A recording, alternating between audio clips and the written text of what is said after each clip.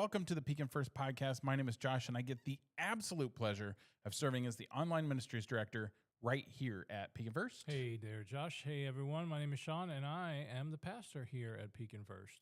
And this is episode 84 of the Pekin First Podcast, and it is good to be on this side of the mic this week.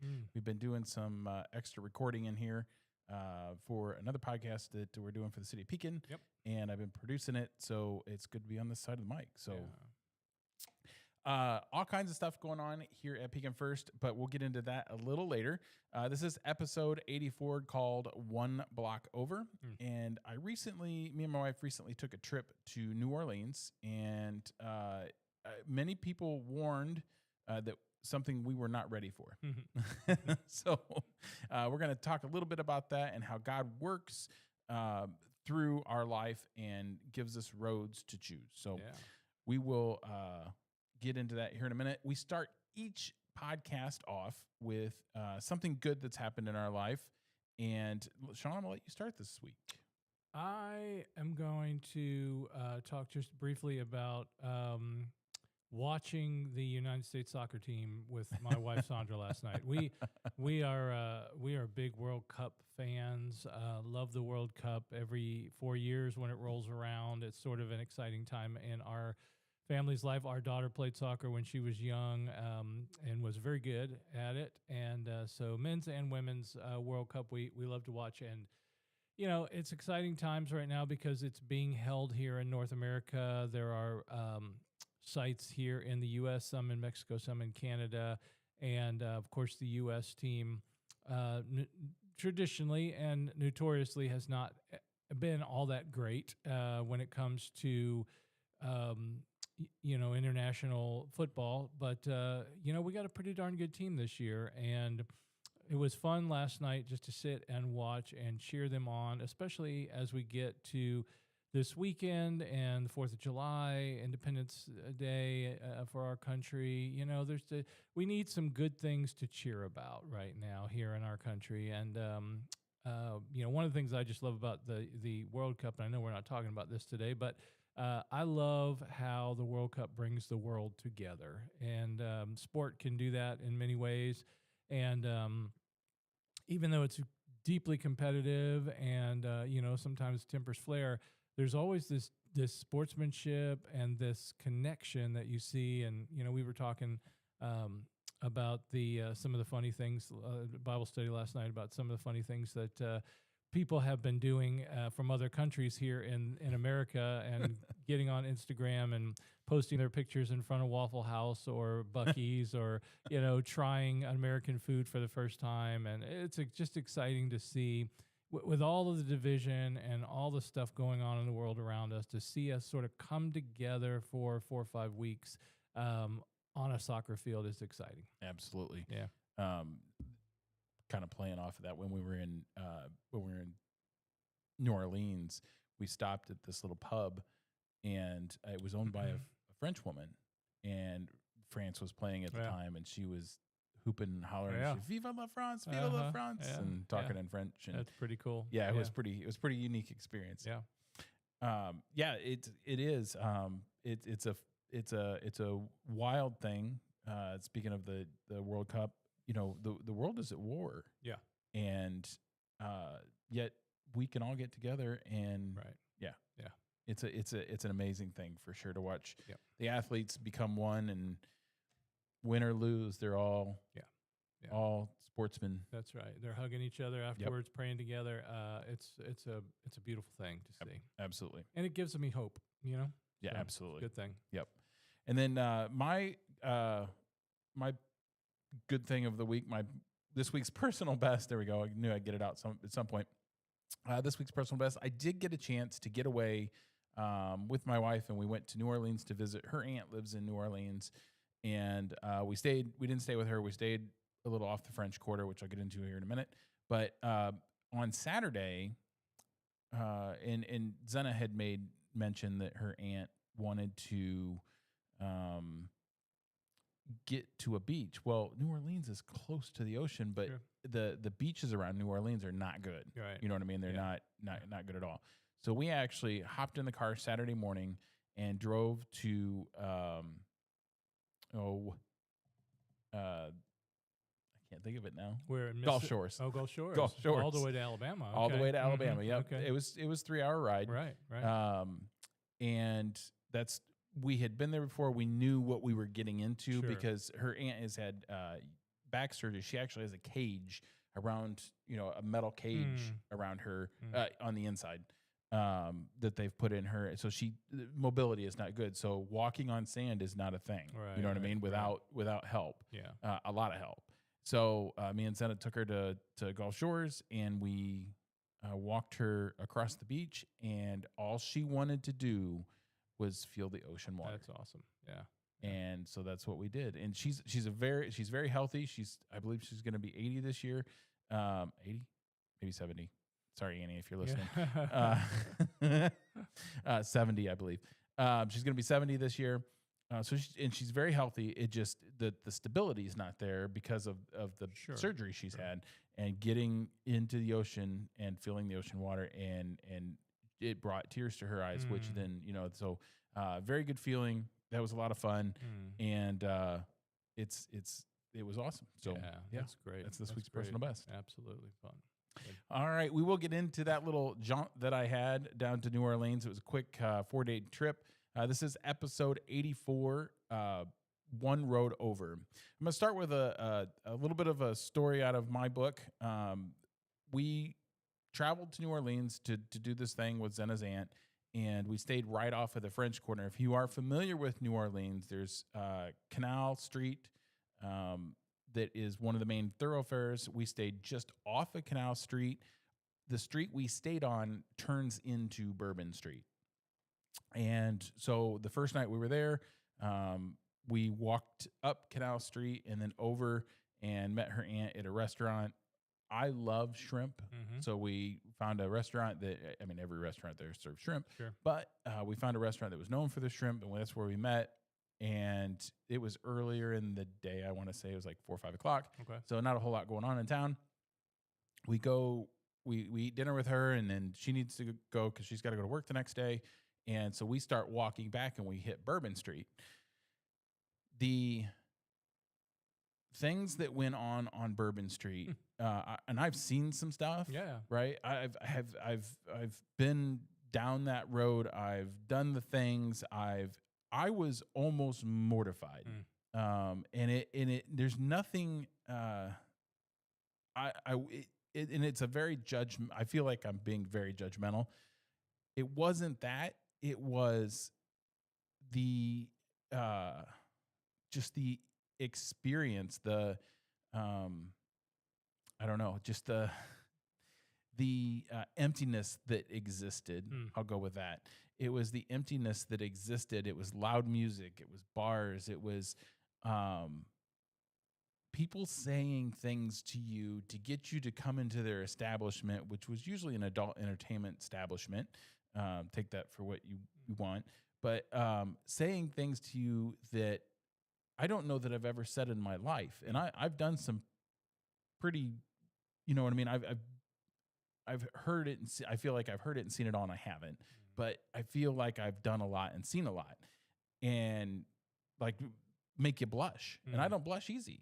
The drugs that were done right there on the street, and just the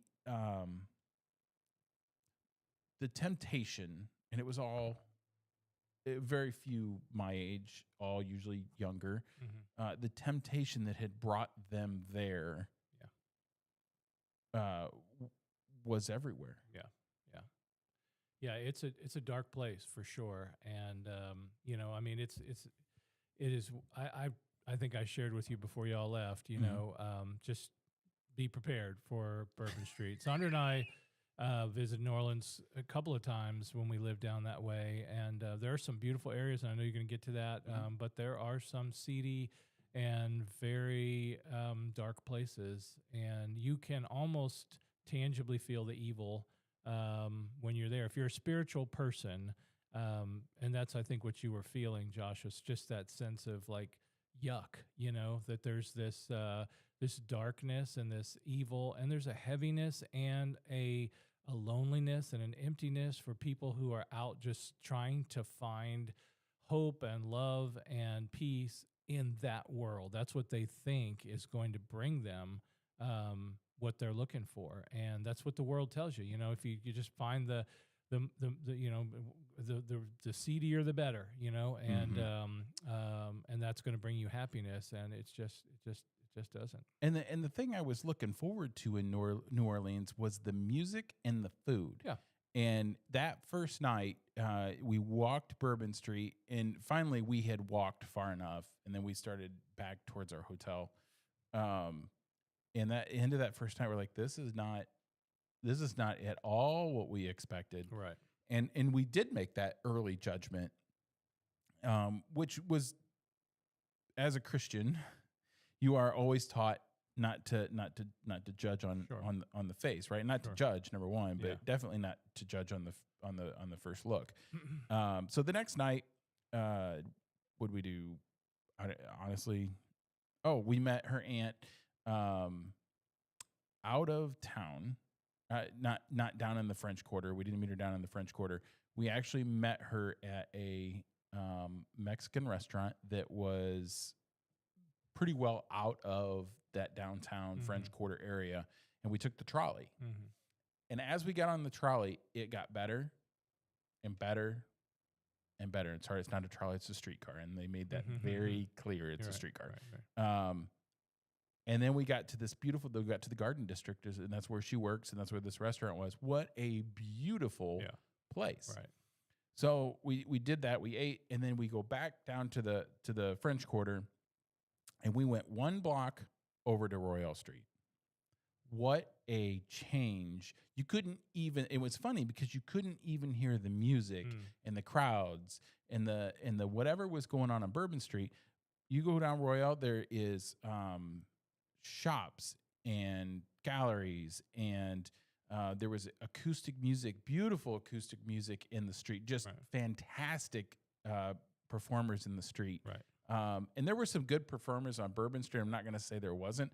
There were some street performers there that was very good, but these were.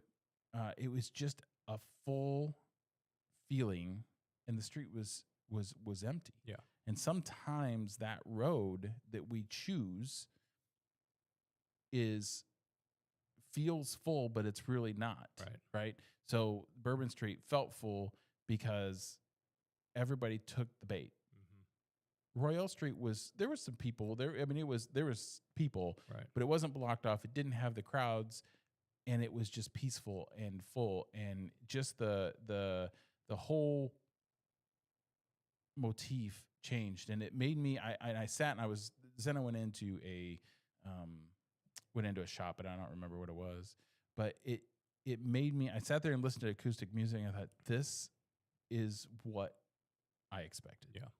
You know what I mean? Right. And this is the life, and it reminded me of my life. If you want to know the truth, you know, I started out on Bourbon Street in my life, and caught that block where I could make the right-hand turn and go to Royale. Right. And that's where I'm at. That's a really interesting analogy, Josh. Just your experience there in the city, and you know, any major city, you're gonna be able to find that too. But it is really, if you've never been to New Orleans before, you just don't quite understand the picture that Josh is painting here. But it really is that dramatic. It is that dramatic of a change. In everything from the style of music to the performers to the people that are on the street to the types of establishments that are there. You know, New Orleans is a fascinating city, and it really is. And it is a picture, I think, in many ways, a microcosm of our nation and of the world and of our lives, as you said, you know, because many of us understand what that means to go from Bourbon Street to Royale Street. I mean, it's that transformation that took place in our lives when we met Christ. And if you don't understand that transformation, that's okay too. I mean, many people have just been Christians their whole lives, and they've never quite been through that.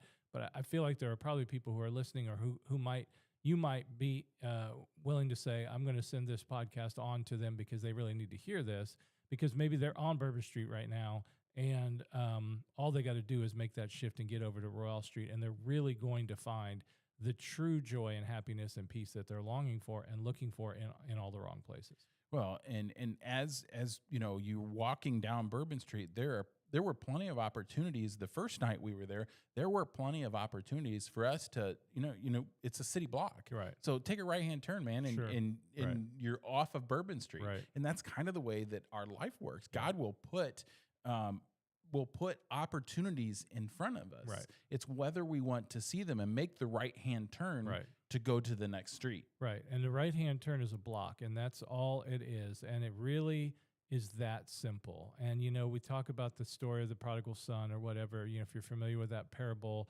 it's just, it's a turn. It's a 180-degree turn. That's all the boy had to do was say, I'm going to go home. I'm going to make that turn. And that's repentance. That's what it's all about. That's when Jesus talks about repenting. It's changing your mind. It's changing your direction. It's changing the way you're going and just simply pivoting and heading in a new direction. Make that right-hand turn, get over on Royale Street and go, whoa, this is really what I've been looking for. Well, and, we got straight off the highway and our hotel wasn't that far off the highway. So we didn't get to see anything else before we seen Bourbon Street, Yeah, right? We seen very little. I shouldn't say anything else. We seen very little before we seen Bourbon Street. So and then you get to, we went out the next day, or not the next day, but we went out that day, and we went to the square and all those beautiful. What a beautiful city! Right, You right. get past that one street, and because I don't want to knock New Orleans too much, because it is a beautiful historic city. We took a graveyard tour. Zena thought she was going to be the most interested in. I think I was. And riding the streetcar and going into the shops and having the donut. I can't remember the donut. What's the donut? The beignets. Beignet, that's it. I keep wanting to call it a baguette, and it's not. It's a beignet. Beignets and chicory coffee at the... Zena was disappointed. She didn't get any chicory coffee. Yeah, she really wanted that. We didn't. Cafe Du Monde is that very popular. And, if you get there, you really got to wait. You got to wait in line. There's several different places where you can get a chicory coffee and a beignet. But Cafe Du Monde is the place, right? Yeah. And we were there, and it was it's 105 degrees. Number one, right? And number two, it was a wait. Well, and let me just say this too, Josh. It's interesting, and this hopefully will tie in with where you're going for the remainder of the podcast here. But when people think about taking a trip to New Orleans, they think about the French Quarter and they think about Bourbon Street. That's what people think about. That's what they say. Oh, we got to go to New Orleans so we can go to Bourbon Street, because that's what the city, and it's not the city's fault. I mean, that's economically, that's where they're making all their money. But it has over time become this very dark and worldly picture of what people are looking for. And I keep coming back to that, and I feel like people are desperately longing for something. They don't realize it's God. They don't realize that it is Christ and the life that Jesus promises us. It's whatever fun we can. It's almost like Las Vegas, I mean, you think about Las 100%. Vegas too. Same idea. Whatever is the wildest, craziest, most dangerous thing we can do, or the thing that will be the biggest thrill. That's what we feel like we're looking for, and people leave there after that and go, just I don't know. It's kind of a letdown, And we choose that every day. We get to choose, right? Yeah. We get to choose. Are our friends? The people that we surround ourselves with. Are our friends? Are they fulfilling?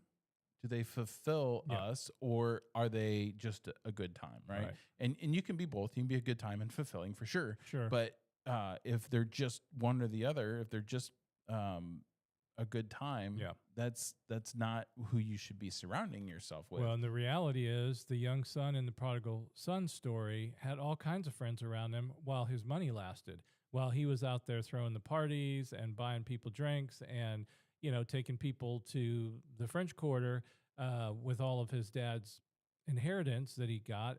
But as soon as it was all gone, so were the friends. I mean, that's just kind of the way life is. The world often markets sin as freedom, Sure. right? It's always a temptation. It's always sounds more fun, just like you just said. There's a couple pieces of scripture, and I'm just going to go through one of them. It's Matthew 7:13 through 14, and it says, "Enter through the narrow gate." Right? Jesus describes two roads. He describes a wide road and the narrow road. The wide road is crowded. Yep. It's Bourbon Street. Right. It's Bourbon Street. The narrow road isn't always flashy. Right. And coming off of Canal Street, Bourbon Street looks way better at in that first 50 feet than Royale Street. Matter of fact, when we got onto Royale Street, there was ambulances there, and they had something going on. But you get past that, so it didn't look like it, but you got past that, and guess what? It was fulfilling. It was not. It was crowded. It was. I'm not gonna say it wasn't crowded, but it was. It didn't feel crowded. Right. I felt like there was a guy standing in the, and I think he was French. He had an accent like he was French. And there was a street guy doing acoustic there. And this French guy's like, "Man, this is awesome." He's standing in the middle of the road because there's no traffic. And he's standing in the middle of the road, and he's like, "Look at this view." And he's looking down Royale Street and with this music, and he was so excited. And it reminds me of people who have Christ. And it reminded me of when people have Christ in their heart and they're so full of it. They're just so happy and they're so excited about it. And they want to share it with everybody, and that's exactly what it reminded me of. Yeah, that passage is such a good one too, and it's so challenging to us because Jesus does say that road, that narrow road, is hard to get to. I mean, the wide road is easy, the gate is wide, lots of people go down that road, but the narrow road, the one that's going to lead to life, the gate is narrow, the road is narrow, it's difficult to travel, but the ones who do choose that road are going to find life. Absolutely. And one of the most encouraging truths in Scripture is that God meets us wherever we are, and that's that cross street, right? That's that cross street on Bourbon Street. If you're on the wrong road, he doesn't abandon you. He keeps placing intersections in front of you. He can put a friend, a sermon, a difficult circumstance. I know some people that are going through a difficult circumstance at the moment, and the person I was talking to today, God has stepped in, and she goes, "It's unbelievable how things just 180'd, just like you talked about, 180'd, and it seemed like it happened overnight. It wasn't, but it seemed like it happened overnight, and the change is incredible, and it's God stepping in, saying, 'This is the crossroad, take it.'" Yeah, and they did. Right. A quiet moment in your life. I was thinking of this morning when I was on the treadmill. On the elliptical.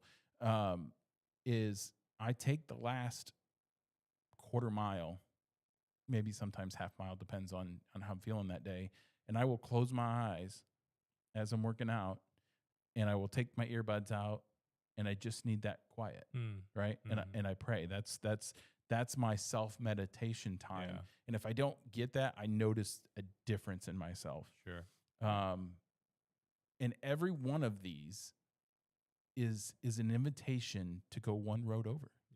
Yeah. And live the life that God is leading you towards, and not to be tempted by the emptiness that is Bourbon Street. Right. I think it was Robert Frost, the poet, has this great stanza in one of his poems. He says, "Two roads diverged in a wood, and I chose the one less traveled by, and that has made all the difference."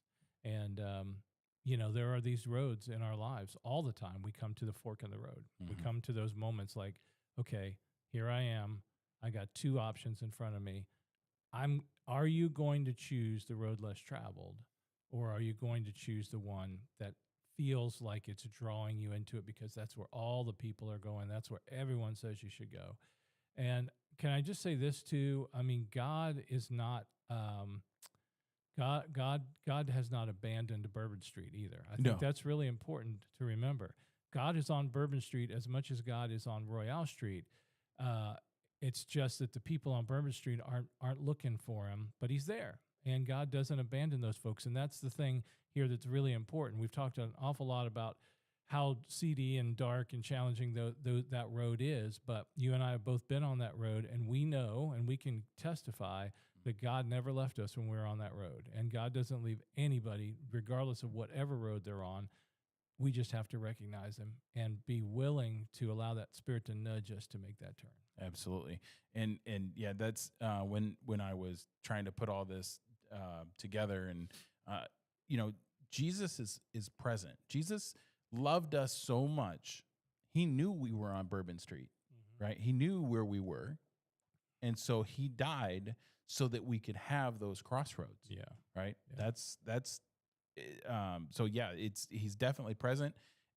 He's just waiting for you or whoever to make that right hand turn. Yeah. Interesting that we even call it a crossroads, right? So, I mean, that's where the cross is, right there at the intersection of the two roads. So, right. Yeah. So, good things to ask yourself today is, what road am I walking on today? Am I chasing the excitement that leaves me empty? Is God inviting me to take just one different step? Because that different step could be your foot going around the corner, right? Yeah. You may not need to change everything overnight. That's okay. You may simply need to go one road over. Because sometimes the greatest transformation in our lives begins with one small step towards Jesus. Amen. That's good. Absolutely. Good. And if you'd like to take that step towards Jesus, we have plenty of things that you can get involved in here at Pekin First. We have a Wednesday night Bible study that happens, and you don't even have to come into the building. This one happens online. Just email info@pekinfirst.org, and Geraldine will get you the link for the Wednesday night Bible study. If walking into the church is intimidating, you don't have to. Yeah. You can just join us online and watch and listen and take that. That's a first step. That's rounding the corner, right? That's taking that first step. Yep. If you want to join us here in worship, we have 3 worship services. You can sit all the way in the back and be invisible for sure. Or upstairs in the balcony. Upstairs in the balcony, that's Yeah. right. You can. We have 3 worships: Saturday night at 5 p.m., Sunday morning at 8 a.m., and Sunday morning online. And it's at 10 a.m. Online or in person. So again, you don't even have to come into the building if that intimidates you. So That's right. Encourage you to join us there. All right. I think that's all I have. Be careful out there because it is hot. It is hot, and it is a holiday weekend, and there's going to be a lot going on here in town, and just be careful. A lot of construction happening too. So, yeah.